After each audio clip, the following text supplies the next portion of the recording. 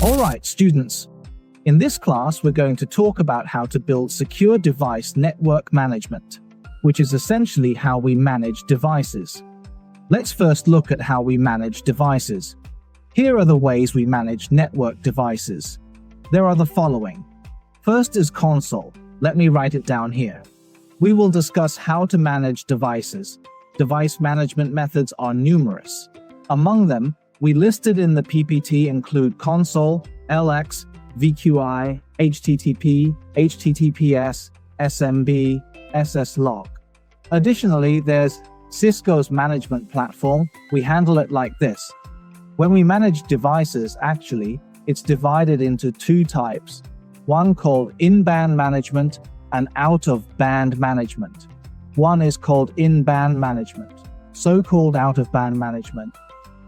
Out-of-band management is managing traffic and business, managing traffic, managing traffic and business traffic, not using the same interface. This is called out-of-band management. Another in-band. In-band management is to manage traffic, not using the same interface. This is out-of-band management. In-band management, on the other hand, is where management traffic and business traffic use the same interface. In that case, then we on our network device, if we manage traffic using the same interface as business traffic, that's called in-band management.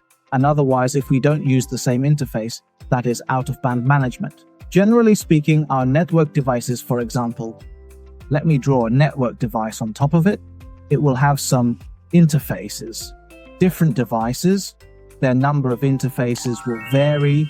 If it's a router, its number of interfaces will be relatively few. If it's a switch, it will have more. But these interfaces, if this interface is used for forwarding user traffic, then this type of interface, if we also use this type of interface to manage network devices, then this is out-of-band in-band management. If we use a separate interface to manage, then that's out-of-band management. What we just talked about, these management methods, one of them, out-of-band management. And within that out-of-band management, what else is there? First, the console port. The console port, it is a physical serial port management port. So this interface on our network devices, it will specifically have this interface. This interface, usually marked in blue, it will have a blue label. Here we need to plug in a special console cable for management. So this interface is the main out-of-band management port. Usually speaking, if a device needs initial configuration, it is done through the console port. If an older devices had a port called LX port. The LX port, it is an auxiliary port. So it's a physical port. The auxiliary port is also a physical port. This port, previously on high-end devices, should say previously on routers and some high-end switches. But now, this port is gradually being phased out. Now, what is replacing the out-of-band network management port now is a port called management port, the so-called management port, Ethernet management port. This Ethernet management port, it is also a physical interface.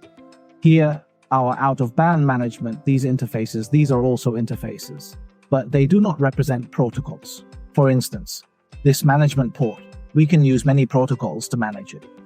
If we have a management port on the device management, the management port, it usually has a yellow label. It will have a yellow label.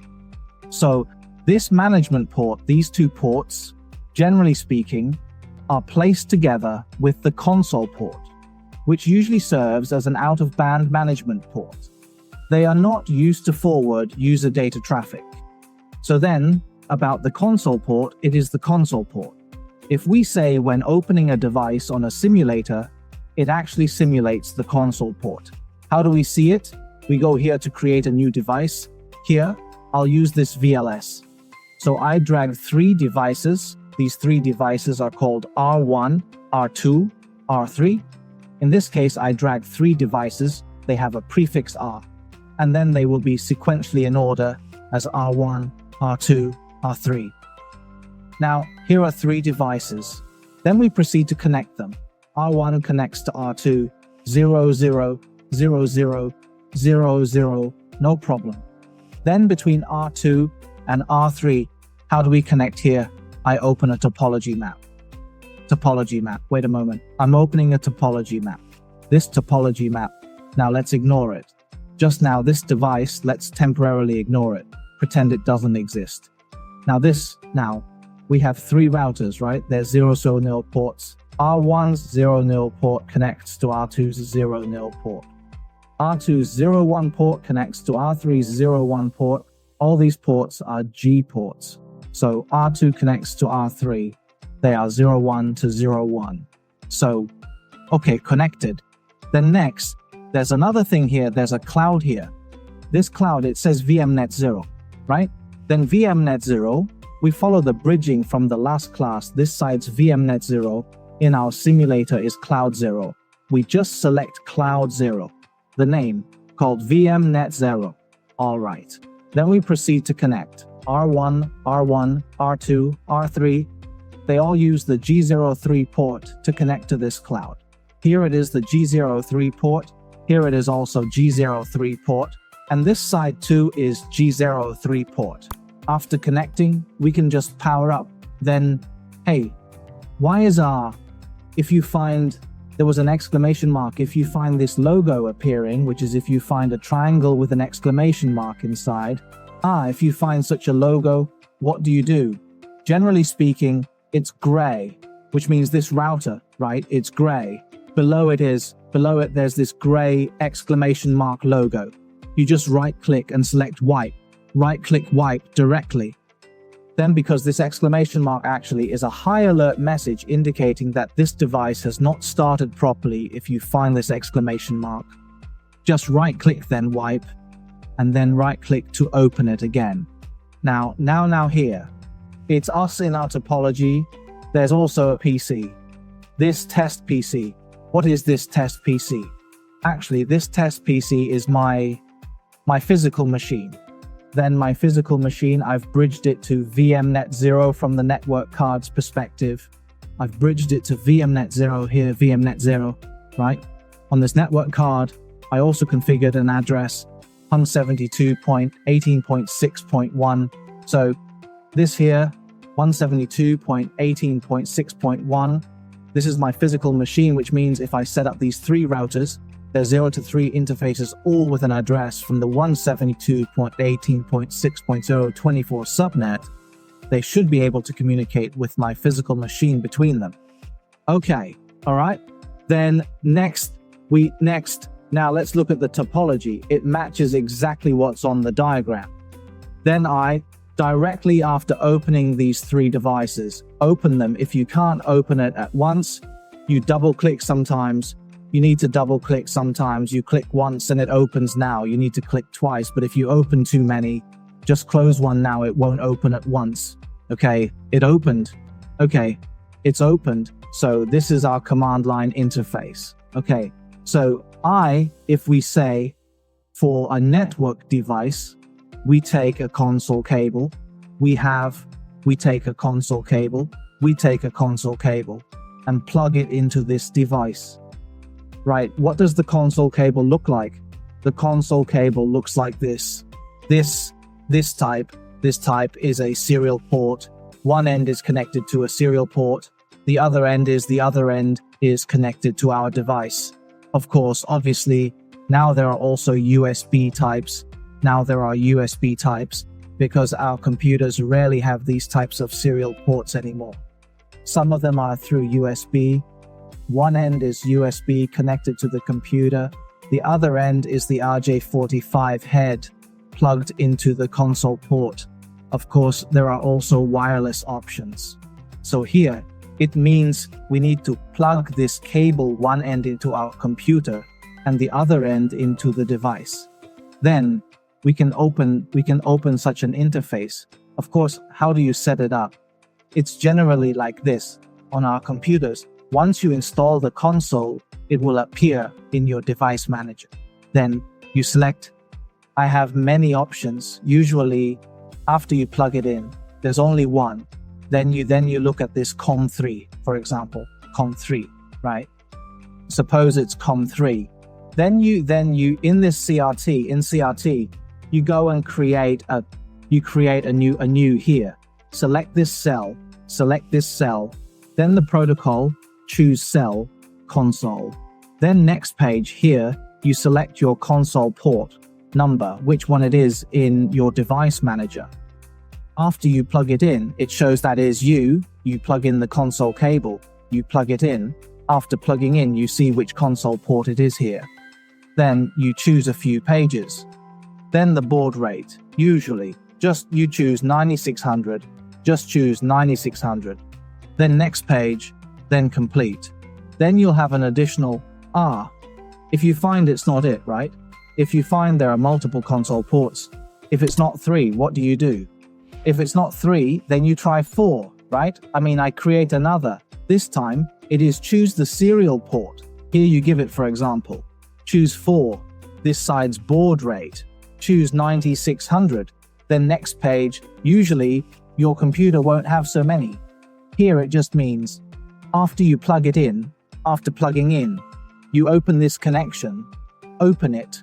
Then if you plug it in first, you hit enter. Usually your computer doesn't have that many. So here it just means after you plug it in, after plugging in, you open this connection, open it. Then if you plug it in first, you hit enter.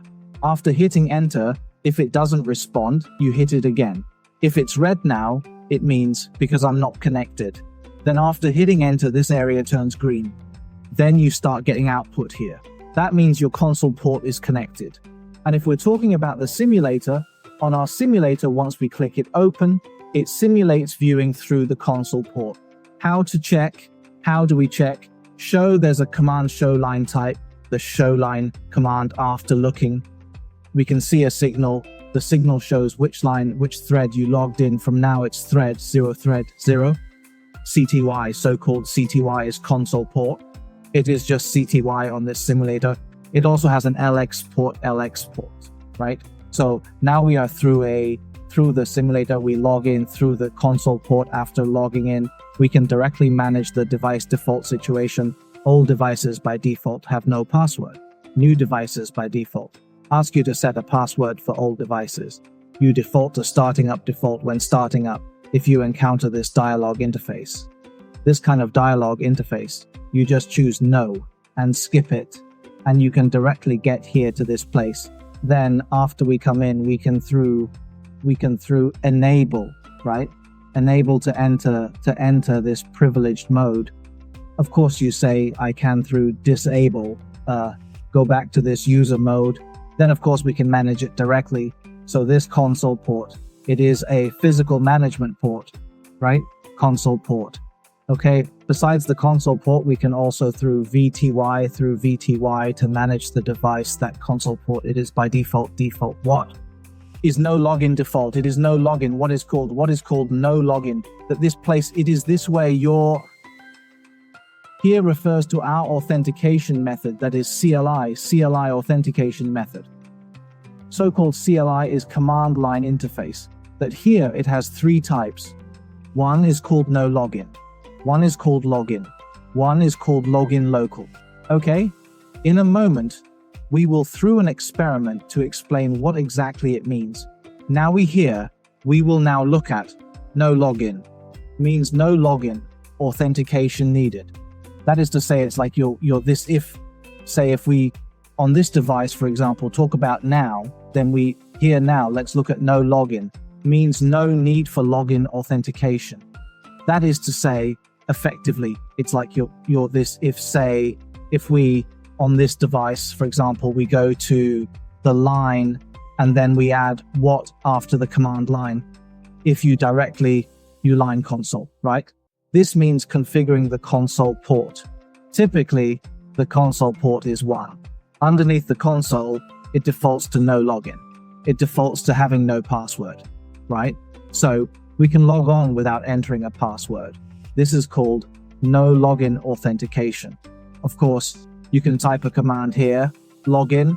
And what does login mean? This command, just login, essentially means you need to use password authentication. This is it. So, if you type login under this line, then you must configure a password.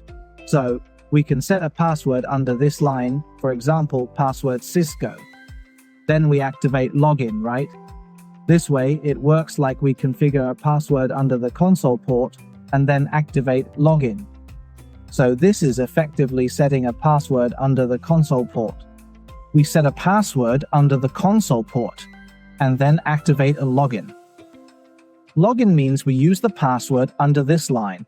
The password under this line, we call it a line-specific password. So login is line-specific password authentication. Where is this line? This line is under line. The password under line. Then no login means no authentication. You can log in directly. Console port defaults to no login. But with login, you need to configure a password. If you under this line, if it's a VTY line, it is. What's going on here? Here this no login, login local. These parameters, we can configure them under the VTY line as well. VTY line defaults to what? It defaults to login. But if there's no password, if there's no configured password under the VTY line and you type login, it's actually not loggable. Okay, that means with login, you need to set a password. After you set the password, it's usually used for remote login. Of course, you say for your console port, right? We just set a password, we locked it. Now, I don't log out. And log in again, it will ask us to enter the password. Of course, this password, we set it ourselves. It is set by us. If you really forget it, you can only recover it through some unconventional methods. For instance, entering the router's normal mode. If it's a switch, you need to enter its so-called switch mode. You have to, that is, generally speaking, it's quite a hassle. So, with these console ports, either don't lock them, or if you lock it, you absolutely must remember the password. If you want to crack the password, then you have to use special procedures. It definitely needs to be restarted. In this case, regarding login, we can set up a password right here on this line. However, it only supports one password. It can't be used by multiple users. If you have multiple users, a password leak cannot be traced back. So, there's another authentication method, login local. That login local is local database authentication. Local database authentication? What local database? Local user database authentication. That's password authentication on this line. Below, just password authentication on the line. The passwords set under line are called line-specific passwords. Local database authentication means local user database authentication. If we now take this. In our case, through show running, let's just see what do we see. We see here the console port. It is now configured with a password configured for login. Now we want to switch to local user database authentication, right? All right, we enter configure terminal, enter this privilege, enter the global mode. Here we go to set up a username admin, username called admin password say called Cisco. Now we have set up a username and password. Where is this username and password? In our router's local database, we then go to line console 0, right? Actually, it's like this. If you want to take a shortcut, you type line 0. Line 0 is actually line console 0. Why? Because here, the first line, this is line 0. This is line 0. That is the console port. We can see from here which threads we have. Thread 0 is CTY. That is the console port. Thread 1 is the LX port. Thread 578. is the first BTY port. Thread 579 is the second BTY port, and so on. We have here 1World345 BTY ports. We see from show 0 to 4, right? 5 BTY ports. We select. In order, the first line IL is the console port. Line 1 is the first LX port. Computers start counting from 0. The first LX port counting starts from 0. It counts, so over here. BTY, right, 4 over here. So there are 5 BTY ports here. So line 0 is actually the console port. Line 0 and line console 0 are the same. Over here, if we configure it as login local, once configured as login local, then over here, look here, under the console port, you might ask if this password is still useful.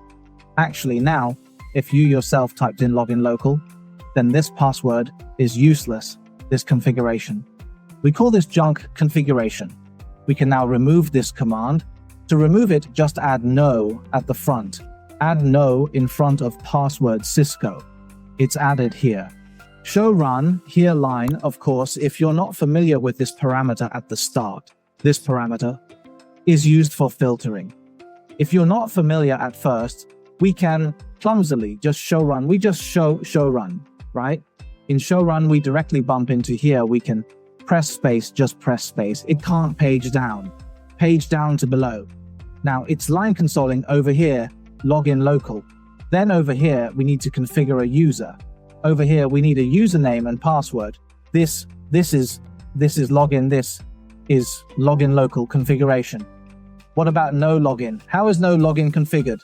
No password required. Add no over here, no login. Now our console port over here has hung this login local. Now we exit. After we exit and come back in, it asks us to enter a username. What's the username? The username is admin. This 0 is sent to us. We don't need to use it temporarily. Why is it a password type here? We'll talk about it later. Our username is this admin, username admin password Cisco. Okay, we're in. This is the local user database theory. So about this command line CLI, that this CLI, its authentication methods there are these 3 types: no login, login, and login local. So for us here with login local, it's local, meaning our local configuration files are preset with usernames and passwords. So under this global mode, in the global mode, using username and password to create accounts. This means each person has an account. The permissions are clear, quite clear. Responsibility tracing is relatively easier. So we can set permissions for each user. Each user sets their own permissions. Here, for us, it means we can set permissions for each user. Set permissions, which means we have these 3 authentication methods. No login, login, login local. Okay, the console port is by default no login mode. You don't need this. No need for authentication. You can just log in, meaning there's no configured login authentication. And moreover, if you say you type enable, it also doesn't require us to set a password. Why?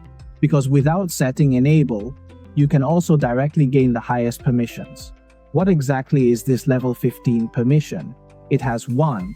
A user has a permission level, and the permission, it's also from 0 to 15, a total of 15 levels, 0 being the lowest, level 15 the highest. So level 15 is called what? Privileged mode. Privileged mode. So the console port by default can enter privileged mode, but the drawback of the console port is that it has a very short transmission distance. It's just that you can't possibly go and make a several tens or 300 meters long console line to manage the equipment. This is not feasible. So the console port, if you think about using it, you have to be right beside the device. Only then can you use it. This type of management method, to be honest, is the most direct, but it has its downsides. Well, it is what it is. It is what it is. It cannot be accessed remotely. Generally, it is used at the start. Okay, so if you don't want to be always in the server room, then we must manage it through other means. So in this case, the VTY interface, about the VTY, it's a virtual line, not physically present like console or LX. Then this VTY means that it simulates a connection through a virtual line. For VTY, it can handle multiple sessions. Each session uses a thread. So in this case, it means that as long as the IP is reachable, you can access the device through any interface. So for VTY, it's just about connecting via a virtual thread. For VTY, it simply means logging in through a virtual thread, and it supports various protocols like Telnet, SSH, and similar protocols. For VTY sessions, they default to login mode. So if we want to use VTY, then we need to assign it an IP. Assign IP addresses. Now let's configure the basic IP addresses for R1, R2, R3. So for R1, let's enable it. Enable, right? Configure terminal. Enter privilege mode. Enter privilege mode. Enter global configuration mode. Here, let's go configure interface G00. Here, let's configure G00. Interface G00. Here, our IP address is 12.1.1.1, 255.255.255.0. That's the address, right? A 24 subnet mask, which is 255.255.255.0. Then no shutdown. Exit then. At this point, we end. And by doing end, you directly return to privilege mode. Of course, you ask if you can add C to configure. Yes, you can. Adding C works the same. We then go to Show IP Interface Brief to check the interface. Looking at the interface, the G00 interface address is 12.1.1.1. Good. Then up here, there's another interface, right? 03. Its address is 172.18.6.11. Inside the 172.18.6.024 network is number 11, right? So here, on interface G03, its IP address is 172.8.6.11, 255.255.255.0. No shutdown. Okay. Then at this point, our device is called RE. And for us, it doesn't matter, change it, hostname RE. Now the device is called R1. After that, we exit this configuration mode, and then save. When saving, it's done. This is R1's interface address. We check it through Show IP Interface Brief, checking IP addresses. And then at this time, my physical base address is 172.18.6.1, right? Now, I can use CMD on my computer to use this, my own computer's CMD to ping 172.18.6.11.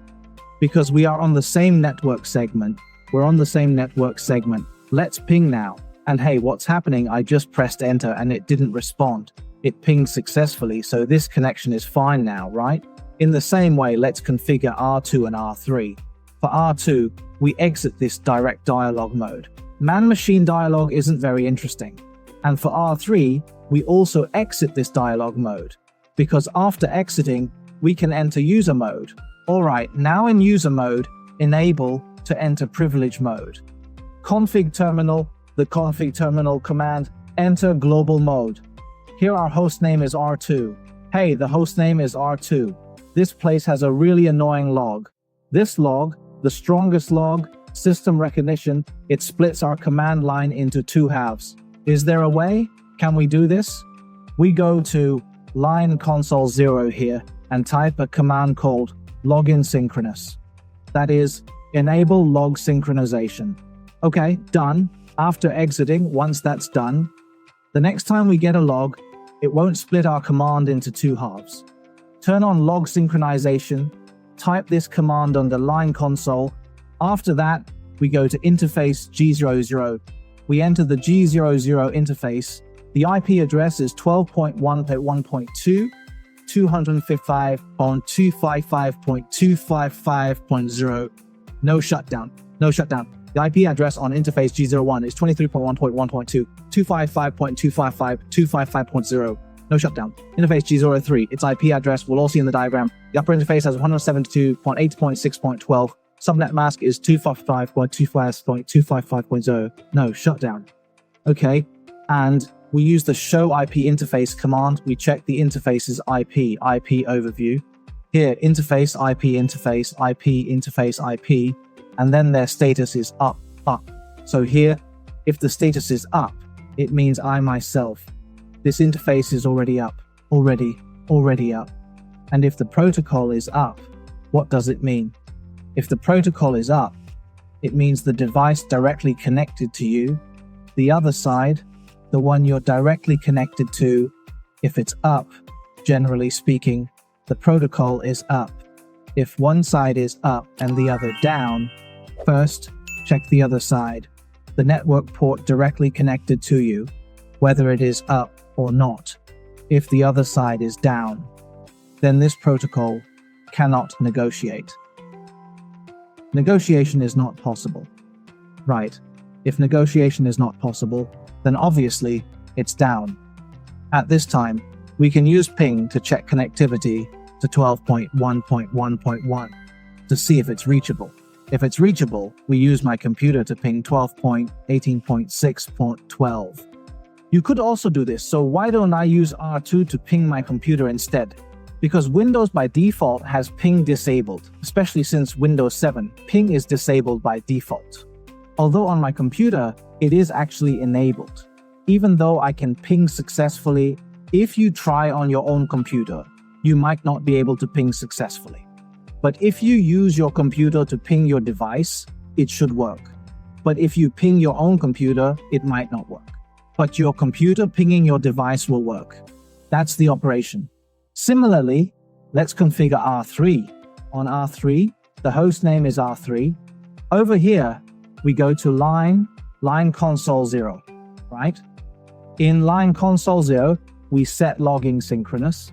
To enable log synchronization, to avoid logs interrupting us, we go to interface G01, the left interface, with address 23.1.1.3, subnet mask 25.25.25.0, and no shutdown.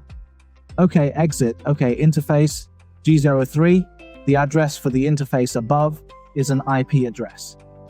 At this point, you'll notice I've typed half, and a log appears. But no worries, below this, it will leave me a complete sentence. It can't just leave a complete sentence. It feels kind of scary.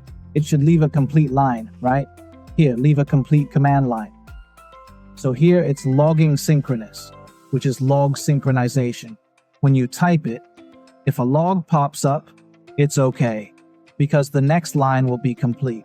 If a log pops up, no worries, the line below will be complete. Unlike before here, a command line was directly torn in half.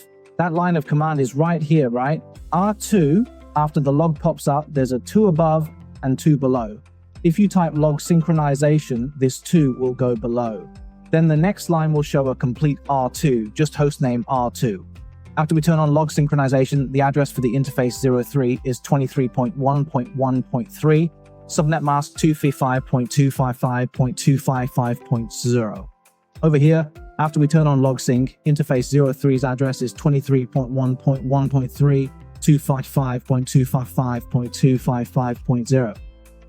Interface 03's address is 172.8.6.13, 255.255.255.0.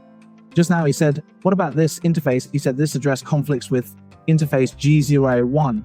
In reality, it just means he said this address and interface G01 clashed. In reality, it's because routers generally shouldn't configure the same subnet on different interfaces.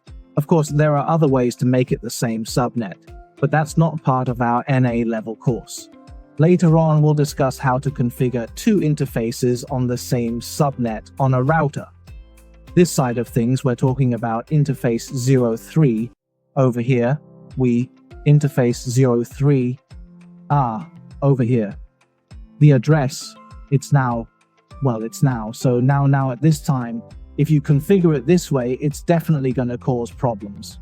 So, in this case, this Some devices you type once won't take, but the simulator here takes it. So what to do? I give it, right? In this interface, like I go say, in this interface, I remove them, right? Remove this no IP address. Half a sentence is enough. You don't need to add the address afterward. No address. No address on the interface. In this case, interface 03 has no address. Of course, IPv4 addresses can be overwritten, right?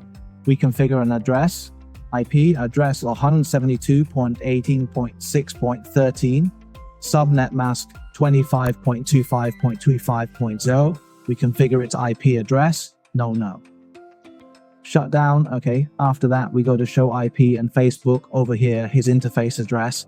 Then go R3. We try to ping 23.1.1.2, right? Can ping. Then R3. We use our own computer to ping 172.18.6.13, right? This way you can also ping. So this way, the underlying configuration is all good. Now we directly open this command line. It's actually a simulated console port. Then how to use this VTY thread.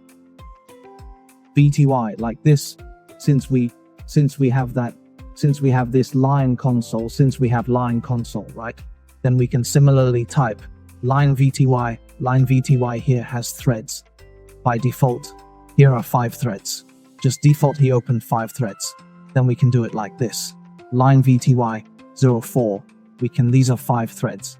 He defaults to login, right? So we configure a password, what happens without a password.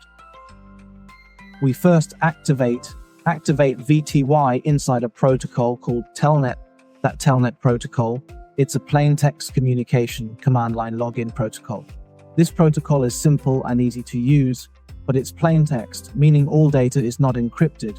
So here we just need under this line VTY. We transmit, transport, right? Input what protocols to allow. Telnet after adding.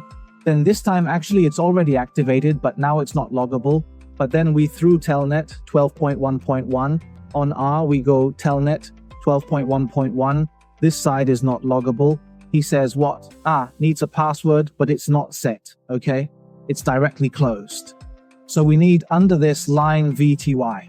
We go type a password, Cisco, like this. Default is login. I didn't type login. Login with a password. Add a transport input. Telnet this time. R2 can Telnet 12.1.1. This way we can log in. Password Cisco. We can log into the society. Now we through show line command. We can see we are now, this place has 2. This side has 2. Just on R2 side, it is through 578, this thread logged in. Why is it this? Because R1 up, we who. This place is stuck. Actually, I have to type a command. That is, why is it stuck? I type no IP domain, lookup, type. We don't want to resolve domain names. After typing, we'll take a look again. Well, this means it's about doing domain name. It's going to resolve. It wants to perform a domain name resolution. So at this time, it tries to do domain name resolution, but we haven't configured this domain name resolution. At this time, it will hang here. Now we can see R1. We see on R1 side, it is through what? It is through this console logged in. Then on R2, we through this logged in through 578. Oh no, show line. That is we through who command. We can see what are there. We can see through who command what are there. Which thread has already logged in. Console logged in. The signal then represents which one. Signal represents which one from which thread logged in. On R2 on R2 side, right? We also go who a bit. We can see we are through 578. This thread logged in later, right? We go in again, Cisco, enter the password, and we can log in. Of course, this line VT, We can also change it to something else, right? To no login. If no login, it is usable. No login can be used. If we switch to no login, it's very insecure, right? If you remotely log in without a password, that's too insecure. So we usually won't use login. There we go to line vtie from 0 to 4, right? Under configuration mode, we go to line vtie from 0 to 4. We go choose login local. We choose what? Choose local user. We choose local user database login. Login local over there. Since we had previously configured a password on R1, so username and password, we don't need to configure it here for now. We had previously configured a username and password. Here we don't need to configure it for now.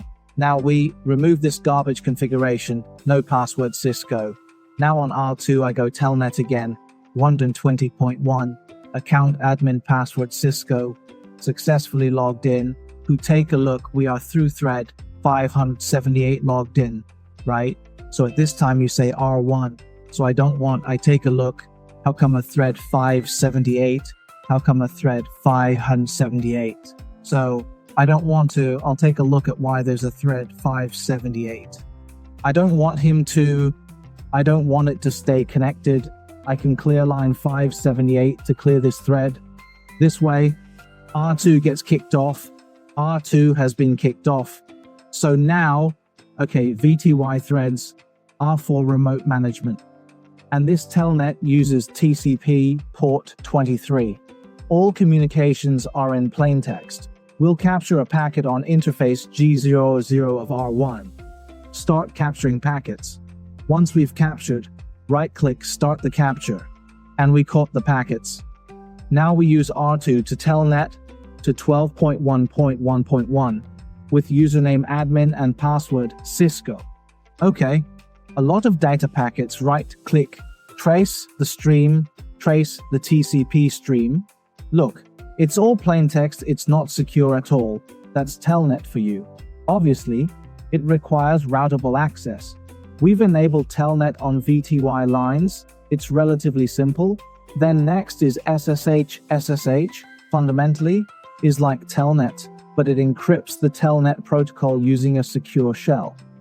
It uses TCP port 22. To enable SSH, you need an RSA key pair. This means a public and a private key. You need it because SSH requires these keys to operate securely. The second is SSH. Well, about SSH, fundamentally it's actually also like Telnet, except it encrypts the Telnet using a secure shell. It uses TCP port 22. So, if we want to enable SSH, it requires an RSA key pair. It needs to have a key pair, one RSA key pair, which consists of a public and a private key. We must have it because SSH requires this RSA key pair. At least the server side must have it, meaning any device that we want to manage remotely via SSH needs to generate this RSA key pair. We'll do it here on R2. I'll demonstrate it. Here, if we want R to SSH into R1, I need to enable it on R1. We go to line VTY04, where we have a transport input. Here we can choose multiple options, such as combining Telnet and SSH. We select both protocols. Let's do a show run to check. Here it allows both Telnet and SSH. Then if you need to generate a key pair, you go to IP domain name. For example, let's say the domain name is work.com. Set a domain name, then create a key, generate RSA. We create an RSA key, which is actually a key pair. If you just hit enter, it will ask you for the length, like from 360 to 4096. Let's pick 10 and 24 bits, because the 512-bit RSA has been cracked. Lengths below 768 have been compromised. Like the 512 and 768-bit ones have been cracked. If you just hit enter, he will ask how long you want it. He says between 360 to 4096. Let's pick a 1024-bit one, because the 512-bit RSA has been cracked. The RSA lengths below 768 have been cracked. including the 512 and 768 ones. Just like the 512-bit and 768-bit ones have been cracked. They've all been cracked. So basically, go a bit larger. It's okay if you use 2048 or 4096. This sentence, we're on a simulator, right? Trying to, resource-wise, the longer the key, right? The more resources it consumes. So we tried to keep it a bit shorter for experiments. No need for a very long key. In real work, you can go for 2048 or even 4096 without issues. Now we, at this spot, with the croc key generator RSA, and then it asks us for a key length, 10 to 24 bits. This way, we can use a command, show crop key my public key RSA. We can see its key. There's a .server suffix here. This is what we use for SSH. Here you can only see the public key. The private key is definitely not visible. Now we R2 through SSHL. L here it has a like L, which means which user you use. If say it's P, it's which port you use. Then this V is which version of SSH. Now we add a R. The username is admin.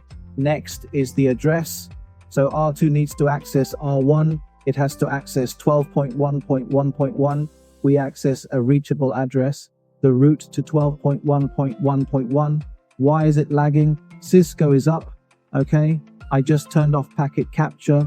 Let's capture again. This time with packet capturing, we can see all of his communications are encrypted. So now we start with a telnet, admin Cisco, and over here, the telnet packets, we trace the flow, are all in plain text. Then we switch to SSH. We use SSHL admin 12.1.1.1. The simulator tends to be slow. Real machines aren't this slow. Password Cisco. Then I exit. This time, we'll look at the SSH packets. We also track the stream. These are the SSH packets. They are encrypted. On the left, this is the answer from Telnet, all in plain text. So if we are to manage remotely via command line, we should preferably use SSH, the encrypted version of Telnet, through a secure shell. So the difference between Telnet and SSH is that one is encrypted, the other is not. So with VTY lines, we commonly use both Telnet and SSH. Telnet is unencrypted, SSH is encrypted. It is based on TCP port 23. The following is based on TCP port 22. Telnet and SSH, these two management methods. The secure shell is essentially an encryption protocol. It is essentially used for, the encryption protocol is used on insecure networks. You think the network is insecure, right? Information might be leaked. So in that case, we encrypt it. Here we use SSH to encrypt the network management protocol Telnet. After all, if your network management isn't secure, your network is even less secure. SSH is based on an RSA key pair, so we must generate an RSA key pair. An RSA key pair consists of two keys, a public key, right, which can be made public, and another private key must be kept secret.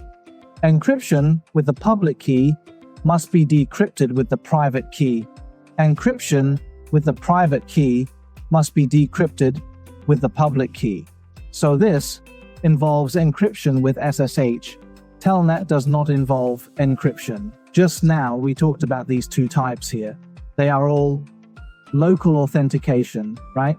Either we configure a password under the local line, or we configure a local user database. Both of these methods are local authentication, but local means local authentication, which has a characteristic. It's not very scalable. Why? Think about it. In this topology, there are 3 devices. How do you manage that? Like, we have to configure Telnet, configure SSH on R2. I also have to configure on R2. I go to username. Then on R3, for example, I also configure username. Username is admin, password, Cisco. Then we go to line VTY04. Over here we go transport input telnet SSH. Like over here we go for login local, right? Over here I go IP domain name wolf.com, configure a domain name. Okay, right. Over here I say IP domain name, then go generate a key RSA, then the length 1024. Okay, right. After that, then you say IR1, I go telnet 12.1.1.2. R1 goes to telnet R2. This time it can also connect, right? SSH can also, but what about R3? You still have to configure, right?